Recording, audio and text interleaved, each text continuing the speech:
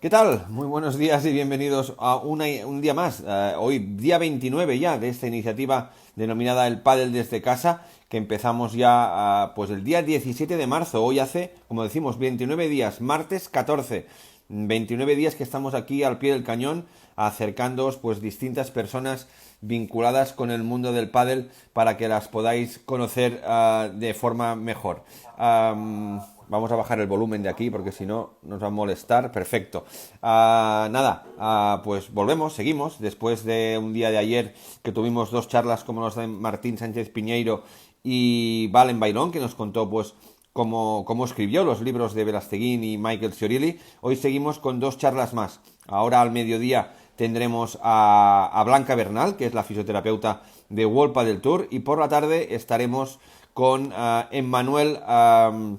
Pierre-Emmanuel Saja, que es el fundador de Seteo y de Olimpia, quien seguro nos va a explicar pues cómo ha evolucionado durante todos estos años el mundo del pádel, un conocedor de hace más de 20 años del pádel, y nos va a contar pues cuál es la evolución y cuál piensa él que va a ser la tendencia de cara al futuro. Recordaros que desde ya hace unos días, los que os perdisteis las últimas charlas, tenemos la suerte de que en nuestro canal de YouTube, lo podréis encontrar en el link que hay en la bio, podemos ya volver a recuperar las últimas charlas, no las primeras de todos porque lo descubrimos tarde, pero sí que ya las últimas 6 charlas las tenéis colgadas en nuestro canal de YouTube y las podéis volver a recuperar cuando vosotros queráis. Y recordaros, ayer cuando estuvimos haciendo la charla con Valen Bailón, nos comentó que nos daba para todos nuestros seguidores un par de packs de libros, uno de Vela y otro de Sciorili, 2 packs, para sortear entre todos vosotros. Esta noche, antes de empezar la charla con Pierre, os explicaremos cómo lo podéis conseguir, ¿vale? Por lo tanto, no os perdáis la oportunidad de poder saber cómo conseguir estos dos magníficos packs. Y recordamos, hoy hemos dicho que tendremos ahora a Blanca Bernal, la fisioterapeuta de World Padel Tour, y esta tarde a las 8:05 a Pierre-Emmanuel Saja de Seteo, pero mañana seguimos con dos charlas más. Por la mañana vamos a tener aquí el jugador Peter Alonso Martínez, y por la tarde a las 8:05 vamos a tener a Teddy Puig, una de las personas que tiene más conocimiento a nivel de patrocinio deportivo y activación de marca relacionada con el mundo del pádel, que seguro que nos va a contar pues bueno, cosas muy interesantes. Por lo tanto, os esperamos también mañana por aquí. Recordaros, seguimos cada día. Vamos a ir cada día con dos charlas más. Ya estamos cerrando agendas de cara a los próximos días. La verdad es que tendremos grandes nombres que nos acompañarán aquí para poder dar a conocer pues cómo están llevando ahora mismo esta confinación y cómo ven el pádel en el futuro y cómo puede afectar esto a nivel personal, a nivel de sus ámbitos que tocan, y no pararemos hasta que termine esta confinación. Es un riesgo porque cada vez tenemos que hacer más entrevistas, pero bueno, aquí estamos, y tanto al turno de la 1 como al turno de las 8:05 os acercaremos pues a aquellas personas vinculadas con el mundo del pádel en todos los ámbitos. Recordamos, no solo son jugadores y jugadoras, sino que han pasado también por aquí técnicos, han pasado gentes de federaciones, gentes de medios de comunicación. Hemos estado en Japón, hemos estado en Italia, hemos estado en Argentina, en Australia, en Rusia, en Estados Unidos. Quiero decir que hemos dado vueltas por todo el mundo conociendo pues cómo se está llevando esto del pádel por cualquier parte del mundo. Vamos a ver si tenemos por aquí ya a Blanca. Blanca. Igual aún no se ha conectado. Pues bueno, de momento seguimos. Lo que decimos, a los que estuvisteis conectados ayer en la charla de Valen Bailón, el escritor de los libros de Fernando Velasteguín y Michael Sciorili, nos dio la posibilidad de que dos de vosotros os pudierais llevar el pack de los dos libros, y como hemos dicho, hoy a las 8:05 os daremos a conocer cuál es la forma para poder ganar estos libros. Creo que será también una forma divertida y interesante para poder conocer pues qué explican estos libros sobre Fernando Velasteguín y Michael Sciorili. Y ahora sí que tenemos aquí a la invitada de hoy.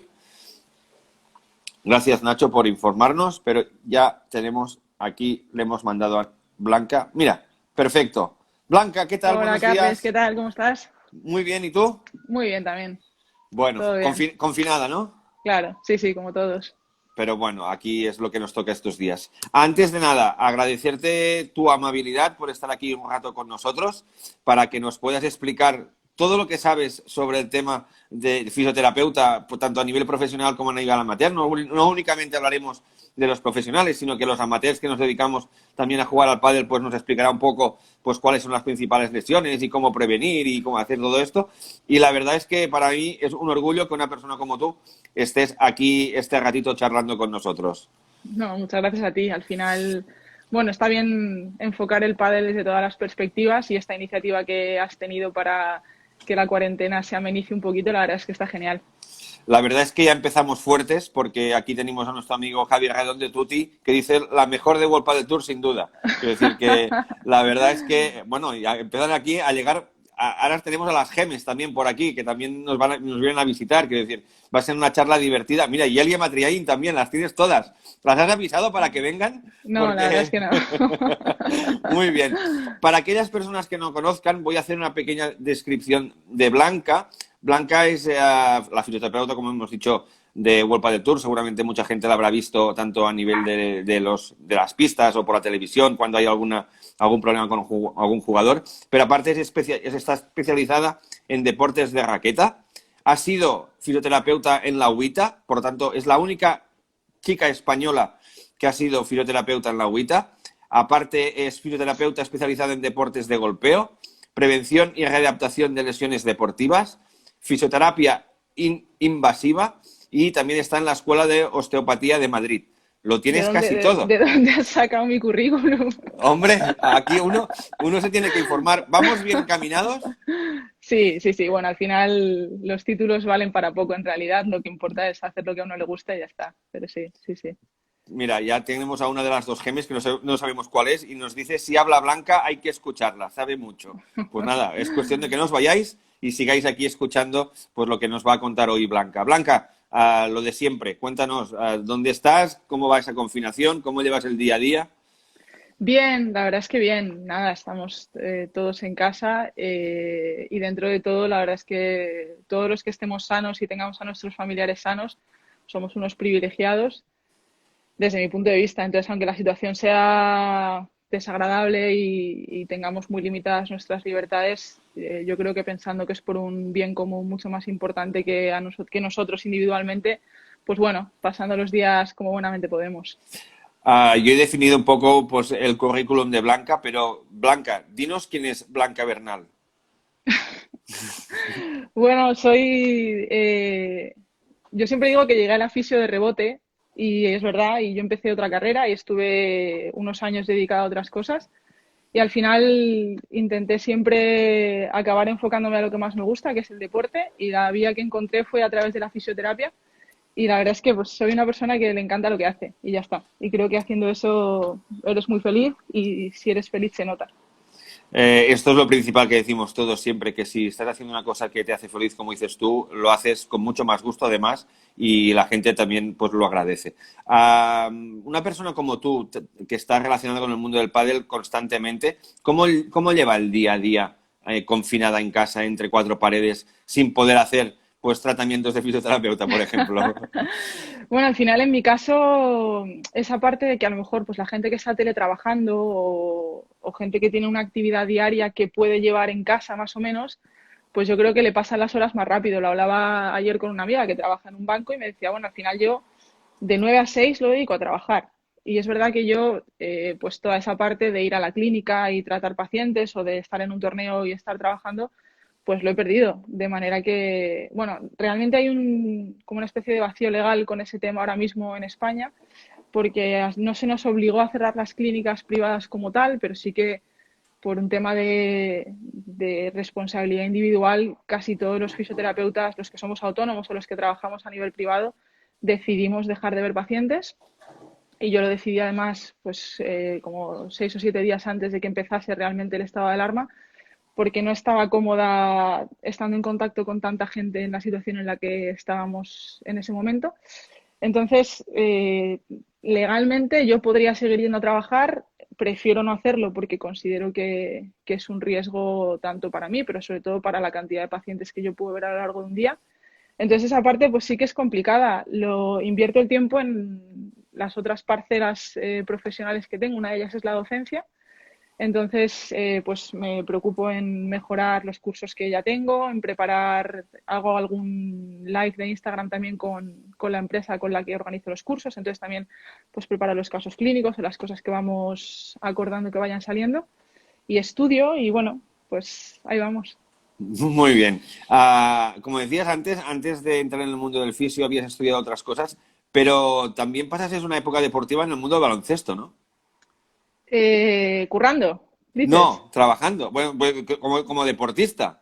Ah, bueno, sí, pero vamos, completamente amateur. Durante muchos años compaginé el tenis y el básquet.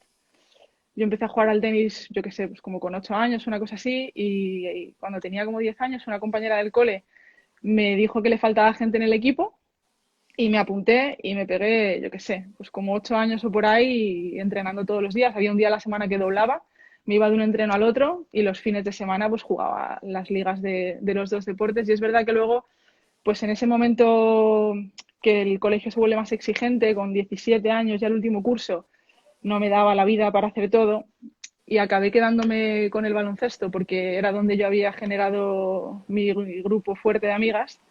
Entonces, bueno, sí que seguí jugando hasta, yo de hecho creo que seguiría jugando a día de hoy si no hubiese empezado a viajar y seguí jugando y compitiendo como hasta los 25, 26 años y la verdad es que, bueno, divertido, muy divertido. Decías pues que hubo un momento que en tus estudios decidiste pues tirarte más para la parte de fisioterapeuta. ¿Por qué eliges la fisioterapeuta deportiva como campo de trabajo? Pues porque me encantaba el deporte. Al final yo elegí la fisioterapia de alguna manera para poder seguir vinculada al deporte. En ese momento no se conocía tanto la fisioterapia como se puede conocer a día de hoy.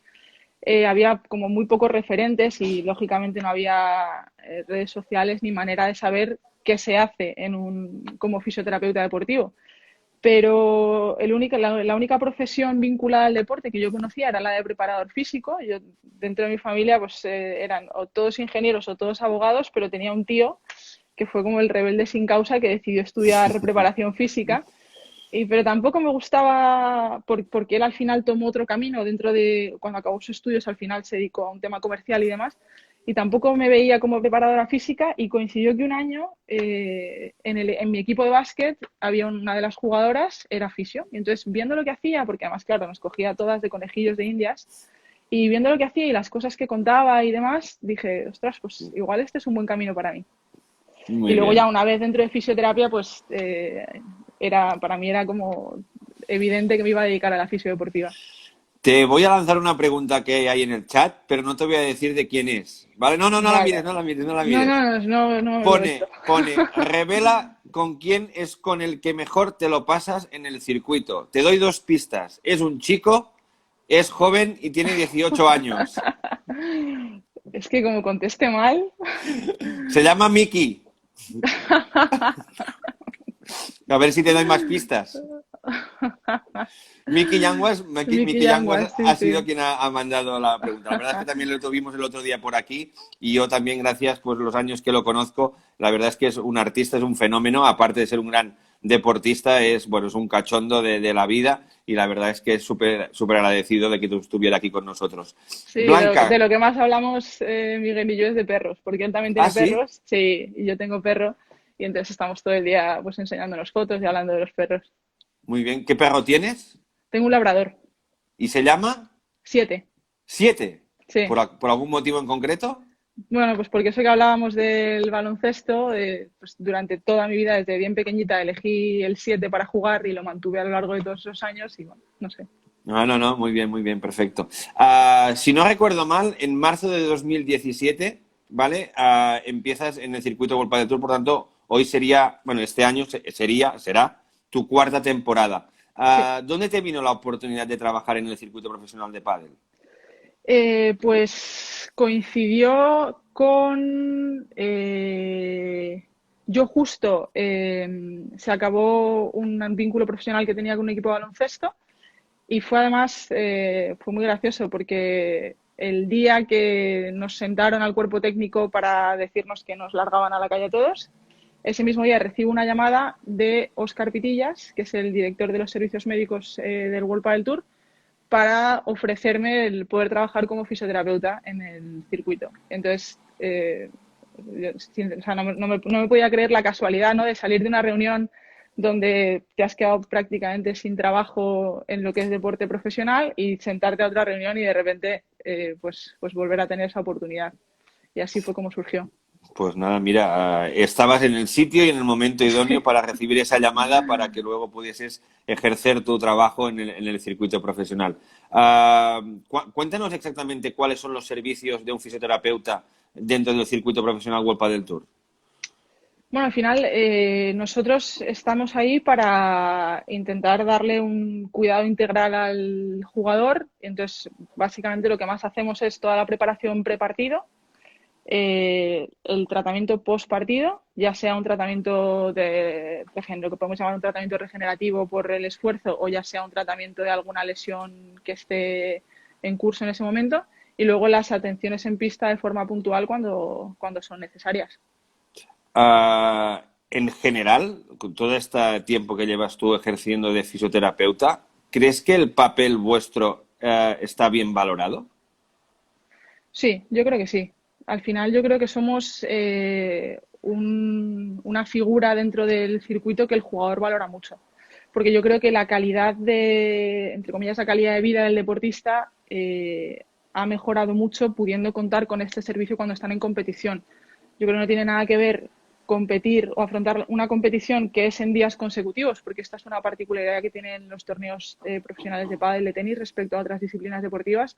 Cuando tú tienes que competir en días consecutivos, que tú seas capaz de recuperar mejor, te hace estar en mejores condiciones al día siguiente, y yo creo que eso los jugadores lo valoran mucho. Como hemos dicho anteriormente, Blanca ha sido la única mujer española que ha sido fisioterapeuta en el circuito de la UITA, también siendo fisioterapeuta de jugadoras profesionales. Ahora trabajando en World Padel Tour, cuéntanos qué diferencias hay a nivel de lesiones entre el mundo del tenis y el mundo del pádel. Algunas son muy similares. Al final, en el tenis, porque la velocidad de la bola es mayor y la pista es bastante más amplia y sobre todo no tienes el efecto del rebote de la pelota que te puede favorecer en un momento dado, los desplazamientos son mucho más agresivos, entonces eso genera un mayor porcentaje de lesiones musculares agudas, lo que podemos llamar roturas musculares, en muchas partes diferentes de los miembros inferiores. Así como en el pádel, casi todas las lesiones musculares se suelen dar en gemelo interno, sóleo.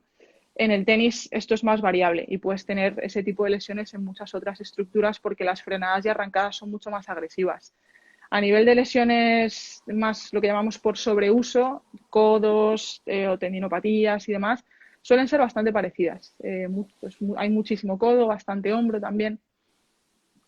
En todos estos 4 años que has estado en el circuito profesional World Padel Tour, ¿cuáles son las lesiones más comunes que hay entre los distintos deportistas profesionales del circuito? Pues hay muchos codos, la verdad es que bastantes, y a nivel de piernas, muchos tendones de Aquiles, fascias plantares, caderas también bastantes. Al final es un deporte que están muy fijados de piernas y es un deporte rotacional. Entonces, todas esas rotaciones ponen mucho estrés en muchas articulaciones y luego todos los saltos, frenadas, arrancadas, ponen mucho estrés en todo lo que es gemelo, tendón de Aquiles, fascia plantar. Los que somos amateur no lo cuidamos mucho, pero sí los que son profesionales, una de las formas de prevenir lesiones es lo que decimos, ¿no? Esa prevención anterior de lo que decías tú, el prepartido, ¿no? ¿Qué es necesario para poder rendir al 100% y evitar esas lesiones en un deportista profesional? Bueno, un deportista profesional, ellos al final se dedican a eso y hacen muchísimo trabajo tanto a nivel prevención de lesiones como a nivel optimización del rendimiento fuera de la pista. Entonces, con sus preparadores físicos y además que es gente que cada día está más preparada, hacen una preparación muy, muy, muy individualizada, tanto a nivel del deporte como dentro del deporte, a nivel de cada deportista de manera específica. Pero está claro que es fundamental un buen trabajo de movilidad articular, un buen trabajo de fuerza, desplazar, no sé, ahí es más trabajo el preparador físico, toda la parte que tiene que ver con el rendimiento. Me han mandado un mensaje que dice enhorabuena por la entrevista, pero la entrevista es buena porque tenemos a esta señora aquí porque es una crack de la fisioterapeuta en el mundo del pádel. ¿Podríamos decir que en el circuito profesional, las jornadas que hay, pues tú eres la que abre y cierra la puerta del pabellón? Sí, más o menos es así.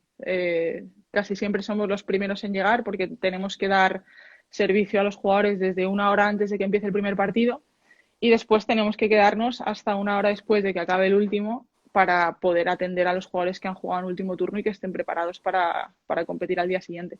Así que sí, le echamos unas horitas. Más o menos, ¿cuántas horas deben ser al día de jornada?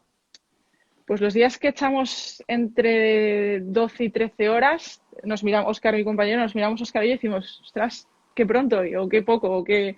Eso es, al final, le solemos echar entre 14, sí, 14 horas más o menos, casi todos los días. ¿Y qué va a decir? Claro, lógicamente un partido lo juegan 4 jugadores, tú tienes 2 manos. ¿Con qué equipo, con qué compañeros trabajas tú en el circuito para que también te ayuden y te apoyen en este sentido? Pues estamos Óscar, Cloquer y yo, que llevamos las 4 temporadas estas de las que hablábamos, y siempre tenemos en cada sede 2 fisioterapeutas extra, lo que llamamos fisioterapeutas de apoyo, que nos ayudan porque un partido son 4 jugadores, pero además se juega en 2 sedes distintas. Se juega en un pabellón principal y luego se juega en un club. Entonces, al final, en el club hay muchos partidos que se juegan de forma simultánea, hay mucho volumen de jugadores. Este año hemos podido incorporar a otros 2 fisioterapeutas que van a ser más o menos fijos a lo largo de todo el año y yo creo que eso es una suerte porque el hecho de que puedan llegar a conocer a los jugadores de forma más individualizada también optimiza mucho más sus tratamientos. Y después tenemos, o sea, somos 4 fisioterapeutas por torneo, generalmente repartidos hasta el viernes que ya se juega en una única sede.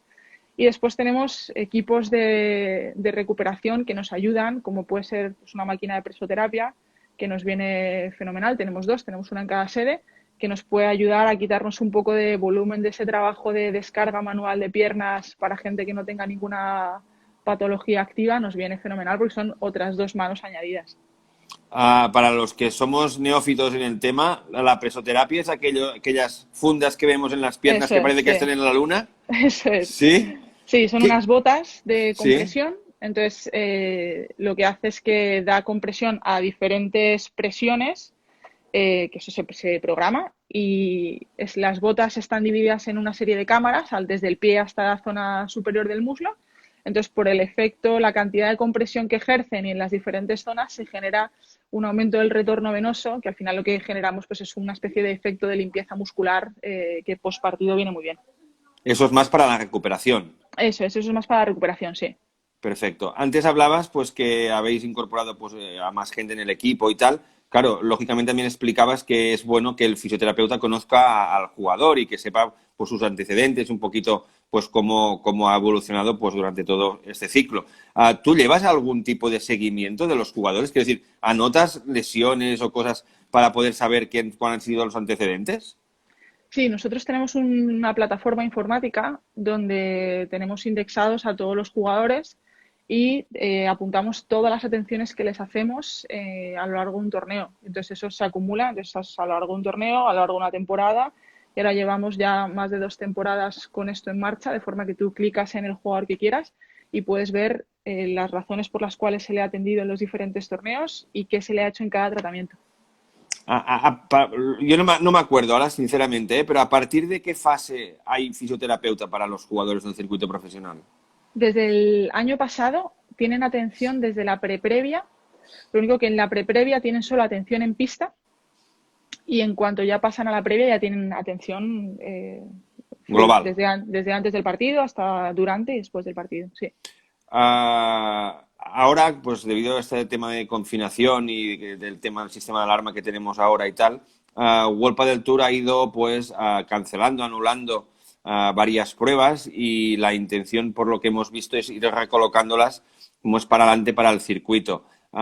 Esto significa que vamos a tener, en caso de que se reanude y tal, un final de año con pruebas muy aglutinadas todas, con un seguimiento de competición brutal. al nivel que están jugando estos profesionales y con una gran carga de partidos, ¿sí? Ujú. ¿Cómo puede afectar todo esto a los jugadores? Bueno, está claro que sobre todo, todo en la vida y en el deporte mucho más es adaptarse, tener la posibilidad o el tiempo suficiente para poder adaptarte a una nueva situación. Yo es una conversación que tengo mucho con los jugadores de pádel porque yo les digo que se pongan de acuerdo, que tan pronto quieren más torneos en el circuito como cuando de repente tienen más torneos en el circuito y están muy juntos, entonces es un problema porque es que tienen que competir demasiado. Bueno, es verdad que es un deporte que está todavía transicionando, pero yo creo que en el futuro tendremos torneos de pádel en semanas consecutivas, muchas, y con viajes posiblemente internacionales, la mayoría.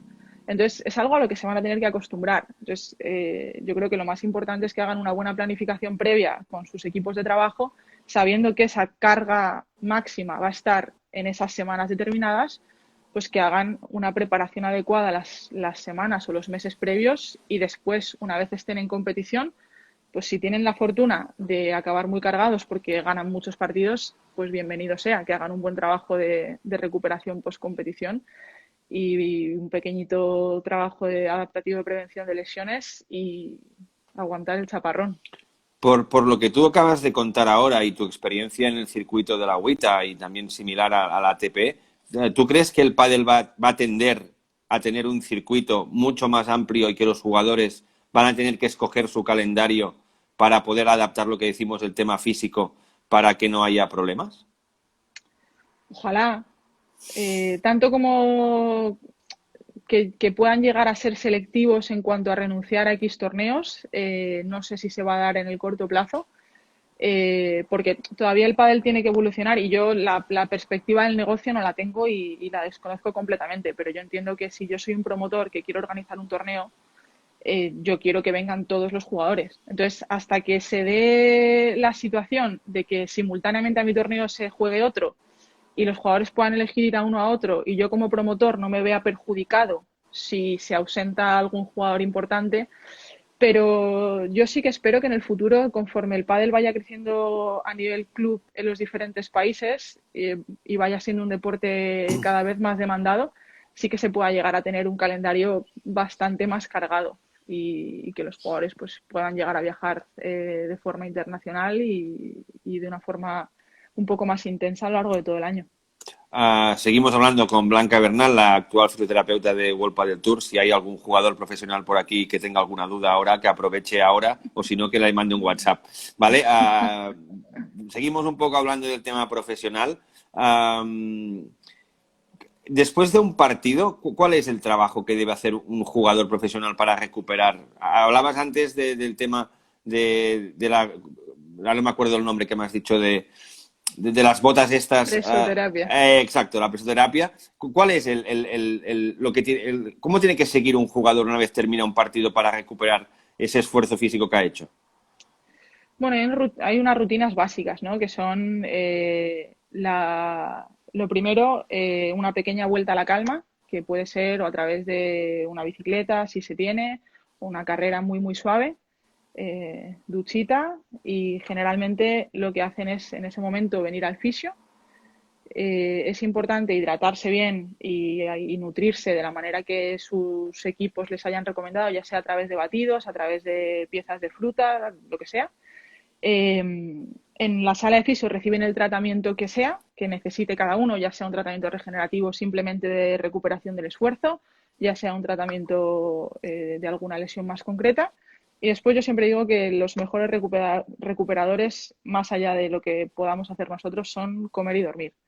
Entonces hay que alimentarse adecuadamente en base a las necesidades que tenga cada deportista y luego es súper importante que duerman las horas, sobre todo que se acuesten a una hora decente, que es mucho antes de lo que nos acostamos la mayoría, y que duerman sus entre 8 y 9 horas es lo recomendable para deportistas que compiten a esta intensidad y sobre todo que tienen que competir en días consecutivos. Los que seguimos el pádel de hace muchos años tenemos en el recuerdo, pues yo en el caso de Barcelona o en otras sedes, de que ha habido partidos que han terminado a las 2 de la madrugada o más tarde. Claro, ¿cómo un jugador puede recuperarse o dónde puede ir a comer? Dices tú que tiene que alimentarse, ¿cómo se puede hacer? Ahora, bueno, ahora ya hemos incorporado pues un poco estas villas donde pues, los jugadores tienen acceso para comer, pero antes no había manera. Y yo me acuerdo de haber estado en el polo a la 1:30 o las 2 de la madrugada y que los jugadores saliesen de allí y que no pudiesen ir a comer nada. ¿Cómo se gestiona esto?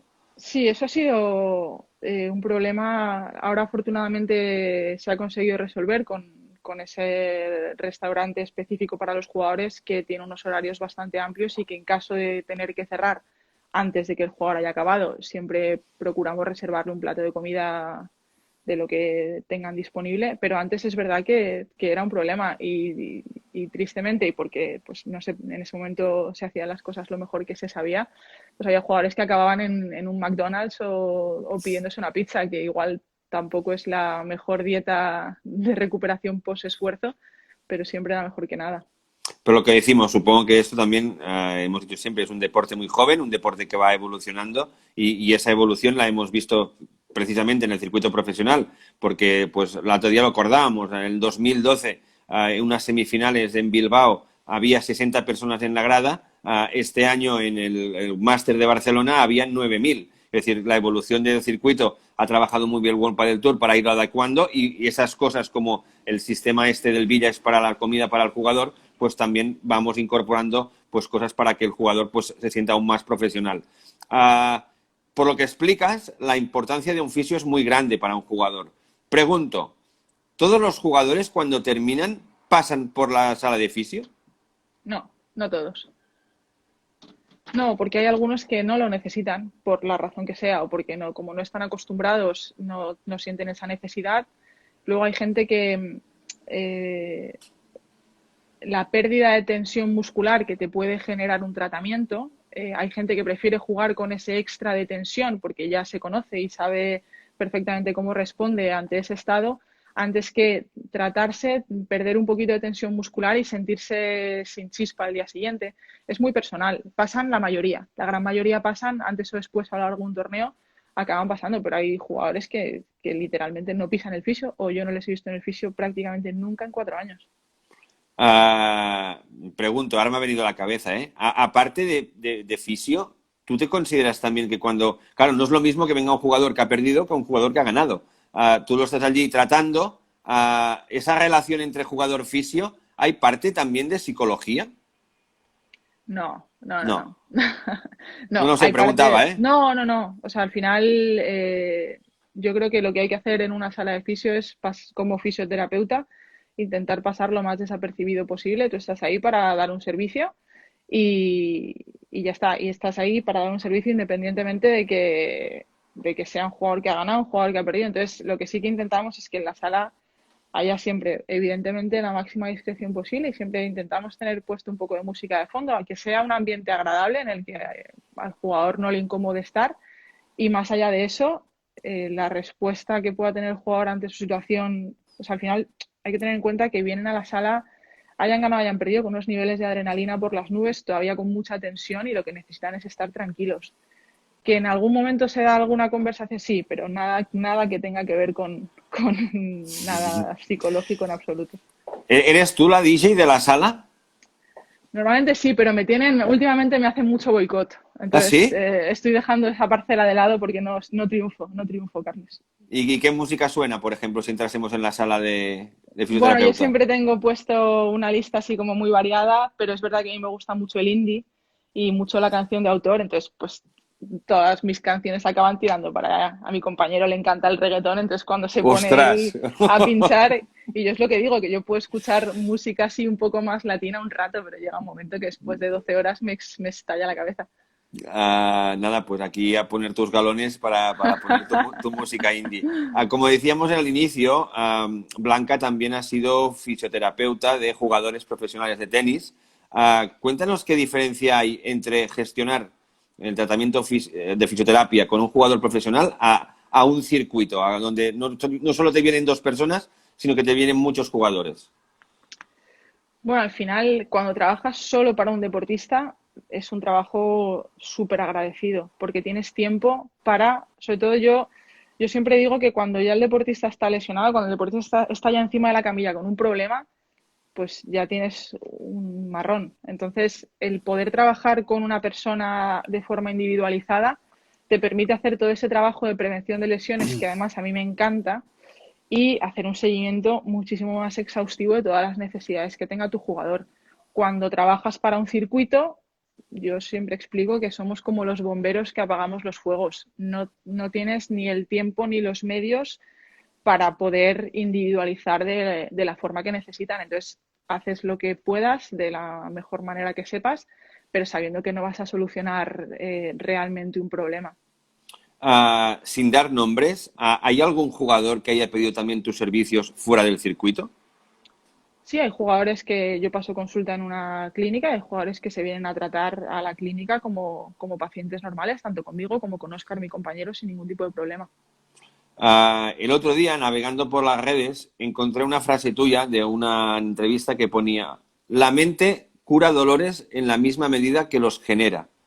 ¿Qué importancia tiene la mente? Bueno, en un jugador profesional y en los que no lo somos, ¿no? ¿Qué importancia tiene en la mente? Bueno, desde mi punto de vista, al final a veces los periodistas descontextualizan un poquito. Ah, vale, perfecto. No, pero sí que es verdad que sobre todo me refiero a la predisposición. Si tú piensas que algo te va a ir bien, probablemente te vaya bien. Si tú piensas que algo te va a ir mal, probablemente te vaya mal. Entonces, la manera en la que mentalmente tú afrontas una situación, ya sea una lesión o sea cualquier situación en la vida, desde mi punto de vista, condiciona muchísimo el devenir de todo eso. Entonces, yo creo 100% que el jugador que tiene una predisposición positiva a la hora de afrontar su lesión, la va a resolver mucho mejor que el que no. Y luego también cómo nos sugestionamos y cómo pues, todos tenemos nuestros lastres mentales y eso nos predispone también a padecer según qué tipo de lesiones. Nacho Forcén nos manda una pregunta que dice: ¿estás en contacto con los fisios de los jugadores o únicamente con vuestro trabajo que hacéis torneo tras torneo y, como dices tú, ese equipo informático que os permite recopilar toda esa información es la que trabajáis?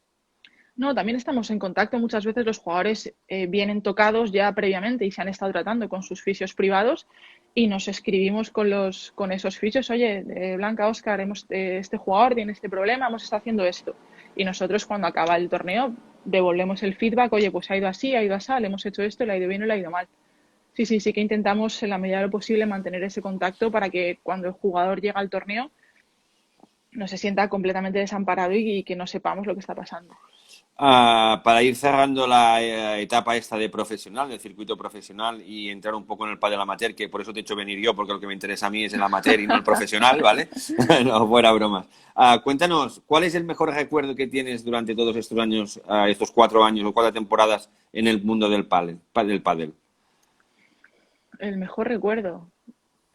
Bueno, al final no destacaría uno en concreto, porque es verdad que es un trabajo que a mí me resulta súper agradable, más allá de los hándicaps que pueda tener por tema horarios y demás. Al ser un deporte que todavía es pequeño, el trato es súper cercano y es un sitio en el que para mí es un auténtico placer trabajar. Pero, por ejemplo, para mí fue muy bonito, más que este año, el año pasado en el Master Final de Barcelona, el año anterior en el Master Final de Madrid, eh, que fue la primera vez que se intentó batir ese récord de asistencia de público y demás, a mí me impresionó muchísimo. De repente salir al pasillo de entrada a la pista y ver la grada como estaba, tantísima gente disfrutando con este deporte, la verdad es que me impresionó mucho, fue muy bonito. ¿Y Barcelona no? Y Barcelona también, pero no me impactó igual, no sé por qué. Porque había más distancia entre la pista y los Puede espectadores. ser, pues al final Madrid Arena es verdad que es como más recogido, el Sí. Palau Sant Jordi al final era muy grande, pero es verdad que Madrid me impresionó muchísimo y Barcelona no sé por qué, pues no me impresionó tanto. Sí, en Madrid Arena teníamos el público mucho más encima de la pista, más Mm. a tu espalda cuando estás por allí, que sales tú de hacer algún tratamiento o algo. En el Palau Sant Jordi el espacio que teníamos era un espacio un poco más grande. Hemos dicho el mejor, que decías tú del Madrid Arena cuando saliste, pero ¿y tienes algún momento de aquellos que dijiste: hostia, no me quiero acordar de lo que había pasado, un momento malo? Sí, ostras, ha habido veces que pues, algún jugador se ha hecho mucho daño o se han dado circunstancias en la pista que son desagradables y hasta que pasas el mal trago y ya ves que el jugador está bien y demás, se pasa mal, claro que sí. Ayer teníamos a Martín Sánchez Piñeiro. No sé Sí. si coincidió que tú en 2017, creo recordar, estabas en... No, 2016 en Andorra. ¿Estabas en Andorra? En Andorra en El 2017. primer año, el primer año. Sí, ¿Sí? 2017, sí. Ayer estuvimos hablando con Ostras, Martín. sí, ¿Te sí, sí, a acuerdas? Martín le pasó lo del asma, Exacto. Eso fue. eso fue muy Yo jodido. estaba en la grada y estaba justo detrás del banquillo. Y la verdad es que me asusté. Porque Sí, sí, nada, sí, que fue al principio del partido y Martín se quedó, pues, bueno, que sin aire, que sí, que estaba con. Como él nos contó ayer, pues que es asmático y tal. Y nos contó, pues, que hasta días anteriormente había subido a Andorra para aclimatarse, para el mm, tema de la altura. sí. Nos pilló un buen susto. En ese momento. Pongamos el caso porque lo recordamos ayer, con Martín. Ah, cuando te llaman a ti fisio a pista, cuando llegas, ¿qué ves? ¿O cómo te encuentras?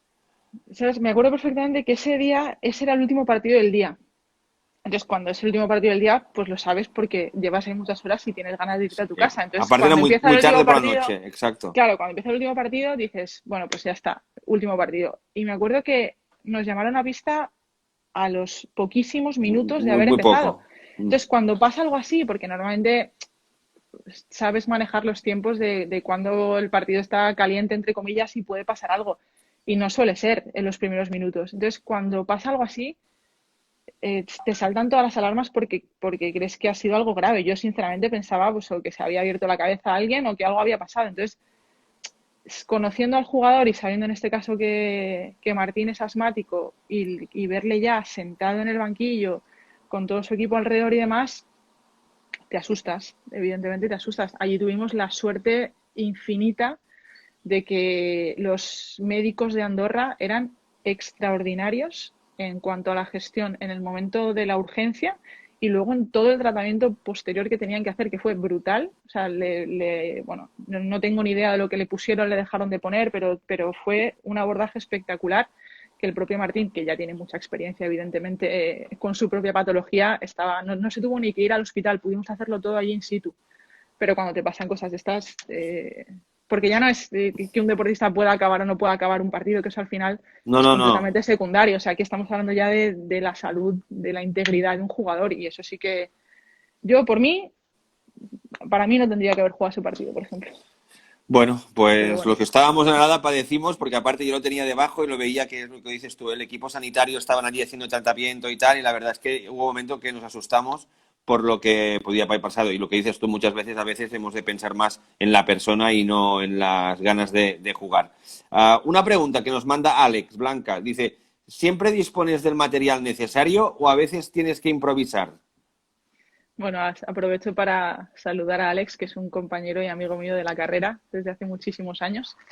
Grandísimo jugador de pádel, además. No, casi siempre, vamos, siempre intentamos disponer del material necesario. Ya con los años sabemos manejar bastante bien las cantidades y todo y hacemos los pedidos que para las cosas que necesitemos. De vez en cuando pasan situaciones que el pedido por cualquier circunstancia llega tarde o lo que sea, o se te acaba, porque pues a veces pasa y de repente en un torneo que no te lo esperas tienes 25 jugadores que se quieren vendar el tobillo y tú has hecho un cálculo bueno, pero a lo mejor no tan exagerado, ¿no? Bueno, resolvemos bastante bien, desde ir a la farmacia a comprar lo que necesitemos en ese momento o pues tirar de creatividad y hacer otras técnicas. Sabia nos pregunta, ¿a los fisios os informan de enfermedades crónicas del deportista, como estábamos viendo ahora, tipo asma, diabetes? Yo supongo que sí, ¿no? Sí, sí, sí, claro. Sí, sí, o sea, los propios deportistas son los primeros interesados y cuando hay alguno que tiene alguna cosa así crónica e importante, lo sabemos para poder tener una respuesta buena en caso de necesidad. Muy bien, pues dejamos al profesional, nos vamos al amateur, que a mí me interesa, Ujú. y vamos a ello. En el pádel amateur, ¿vale? Una de Sí, las frases que se oye, que el pádel es un deporte que no requiere gran preparación física, ¿no?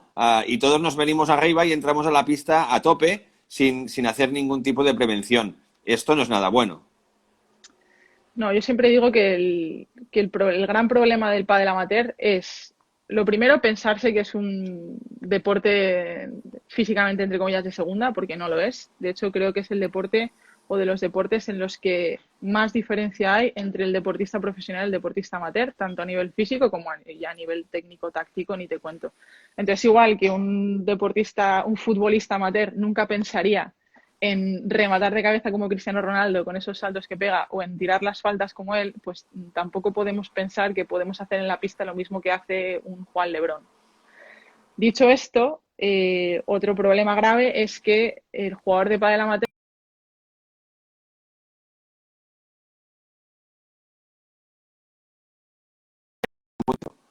Ahora. que te había perdido, Carles. ¿Me oyes? Ya estamos aquí. A ver. Ah, vale. Ahora, sí, ya Que estamos aquí. ya estamos, ¿no? Venga. Sí. Entonces, el otro gran problema es que el jugador de pádel amateur se levanta de estar 8 horas sentado en la silla de la oficina, se sienta en el coche, llega a la pista y empieza el partido, sin ningún tipo de adaptación. Entonces, cuando has estado en una postura estática durante tantísimas horas y ya le exiges a tu cuerpo tu 100%, que ese 100% puede ser alto, bajo, regular, pero es tu 100% de forma inmediata, pues el riesgo de lesión es altísimo, lógicamente. Me estás tirando a mí una cuñita de que después de 29 días haciendo 2 charlas aquí cada día, ¿cómo tendré que preparar mi vuelta al mundo de las pistas? Pues esto es un tema que va a pasar y nos va a pasar a todos, ¿eh? Porque yo lo primero que voy a hacer, Cuéntanos, según pueda cuéntanos. salir por la puerta, va a ser, yo lo primero que quiero hacer según pueda salir por la puerta es irme a correr y con las ganas que tengo, pues me va a costar no salir 1 hora y cuarto, pero tendré que cuidarme y hacer una vuelta progresiva. Entonces, todos tenemos que ser conscientes de que nos va a costar volver y hacerlo de forma gradual y no quedar ya el primer día a jugar un partido al 100% con nuestros 3 amigos frikis, porque al final pues van a ser 4 lesionados. Cuéntanos a los amateurs que somos novatos, bueno, novatos no, que ciertamente no seguimos ningún tipo de preparación previa a jugar un partido. ¿Qué tendríamos que hacer antes de empezar un partido? ¿Cuáles serían las cosas mínimas para evitar que nos le podemos lesionar? O sea, al final yo siempre digo que hay que volver a los básicos. De cuando éramos pequeños y jugábamos en los equipos del cole, pues lo que hacíamos en los equipos del cole antes de los partidos que el entrenador nos ponía a hacer, de un poquito de carrera continua, un poquito de movilidad articular, algo de saltos, no sé, las necesidades que tenga cada deportista. Estoy leyendo el comentario de Martín. Sí. Martín Sánchez Piñeiro, quien estuvo aquí ayer con nosotros, nos dice que, bueno, una de las opciones es para ingresar un par de cañas. ¿Tú crees que es oportuno? ¿O los dejamos para después del partido? Yo, dentro de lo malo, lo dejaría para después, sí. Bueno, decíamos, No, perdona. nada, pues un poquito de carrera continua, algo de movilidad articular y eso para trabajar todas las miembros inferiores y luego una goma que cuesta nada llevarla en el paletero y hacer los 4 ejercicios básicos para calentar codo, hombro y demás, es algo que en 5 minutos, 7 minutos lo tienes hecho y entras al partido de otra manera ya. Se lo estás poniendo a bote a Martín. Acabas de hablar de hombro y de codo. ¿Qué mejor manera de coger una cerveza y empezar? Como dice Martín, Blanca ha hablado de básicos y no se me ocurre nada mejor, digo, lógicamente. Empezar pues con energía, ¿no?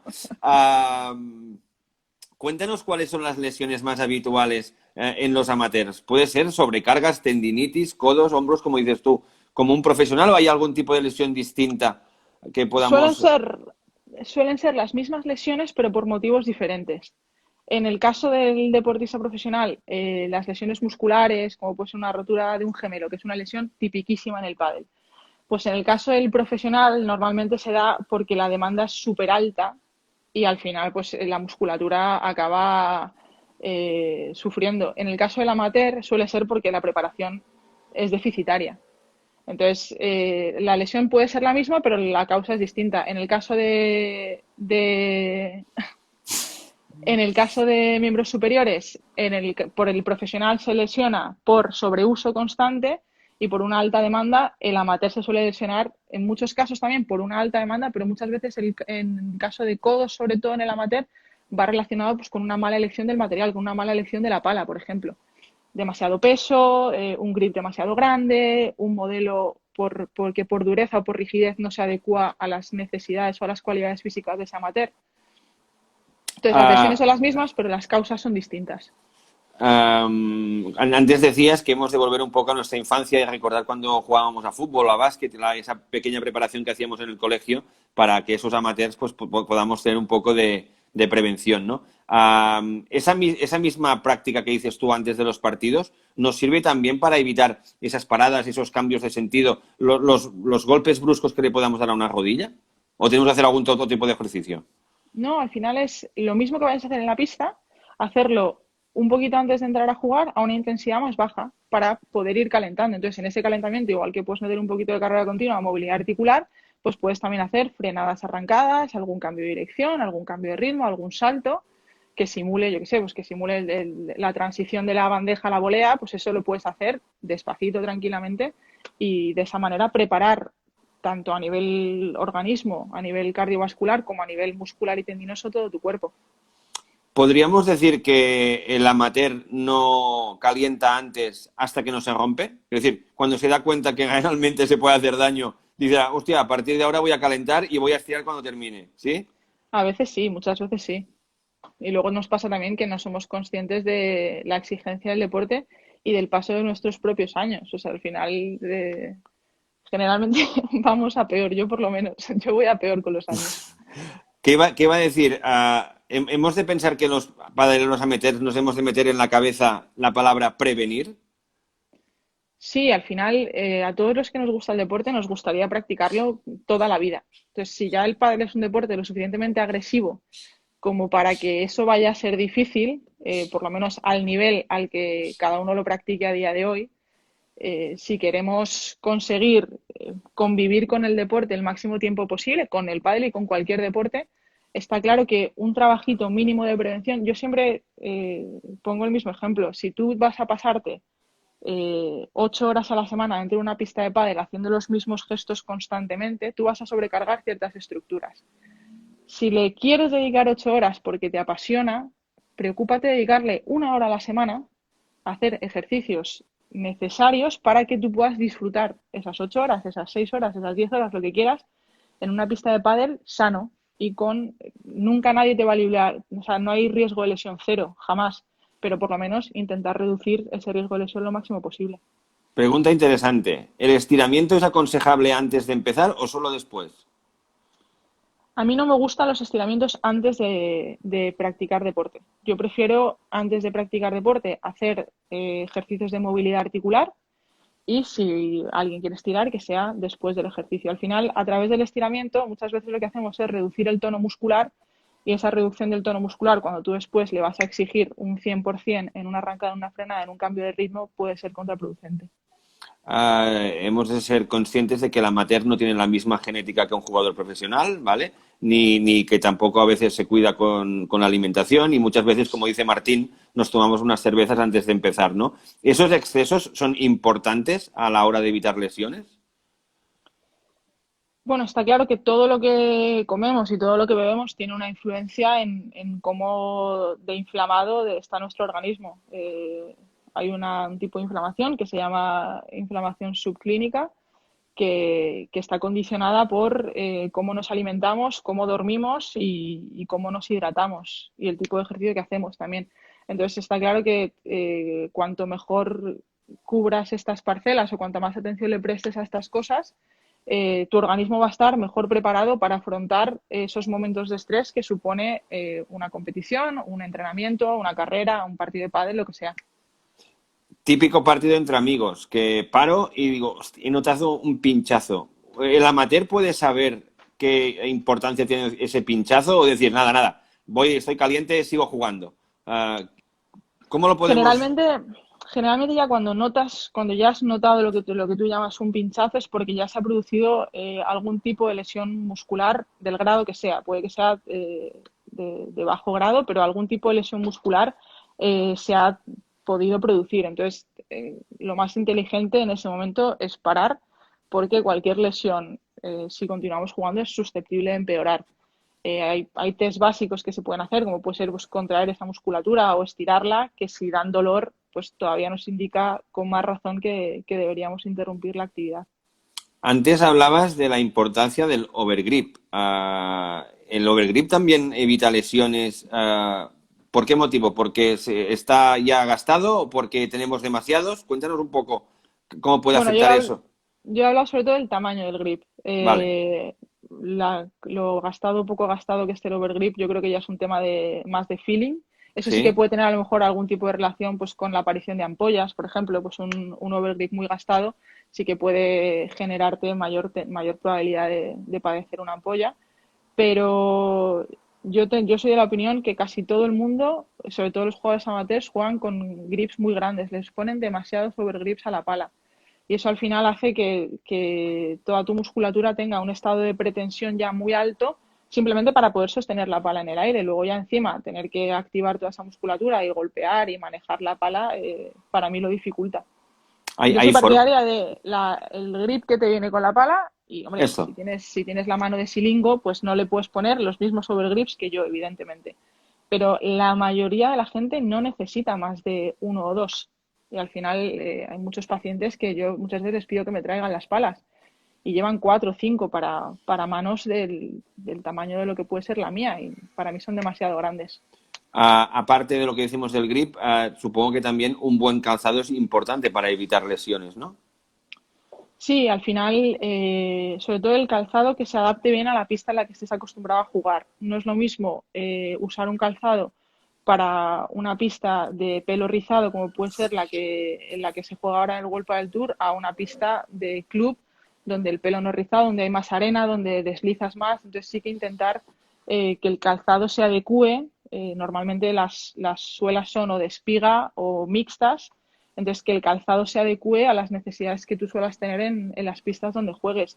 Normalmente en los clubes que hay más arena y que tiendes a resbalarte más, es más interesante optar por una suela de espiga que te va a frenar más, pero si vas cambiando más de pista o no tienen tanta arena o no resbalas tanto, pues es más inteligente irte a una suela más mixta que además te favorezca un poco ese pivotaje sobre la zona anterior del pie. Parece que no, pero nos faltan 3 minutos para terminar la hora. La verdad es que me ha encantado escuchar todo lo que nos has explicado. Creo que ha sido súper interesante tanto en la parte profesional como en la parte amateur.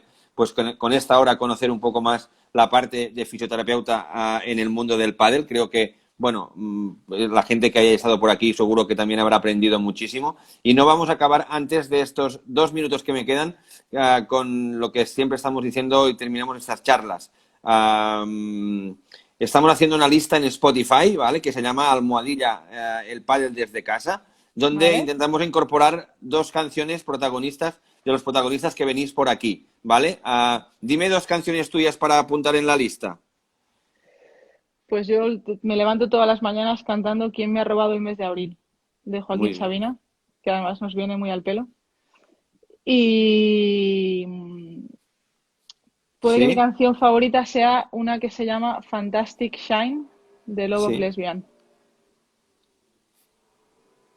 muy bien. Aquí, of lesbian. Aquí los apunto yo para poderlos incorporar en la lista. Genial. Muy didáctico, Blanca, saludar, muy bien, aquí todo fantástico. Es decir, que creo que ha sido una charla muy interesante. Nos queda un minuto. Mira, me avisa, falta 1 minuto 57. No me había pasado nunca.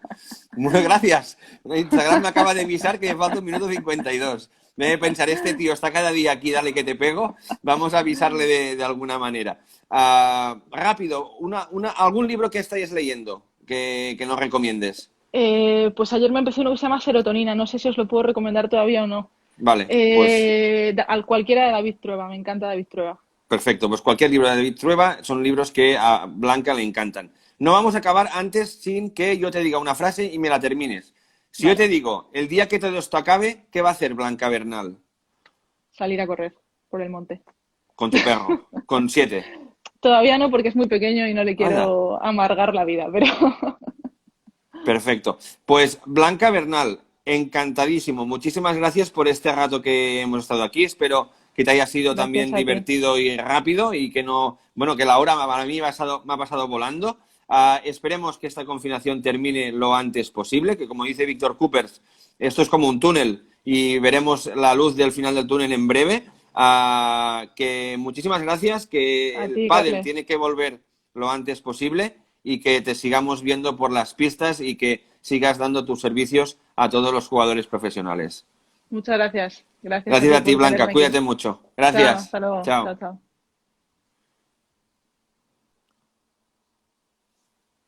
Pues la verdad es que creo que una charla súper interesante con Blanca Bernal.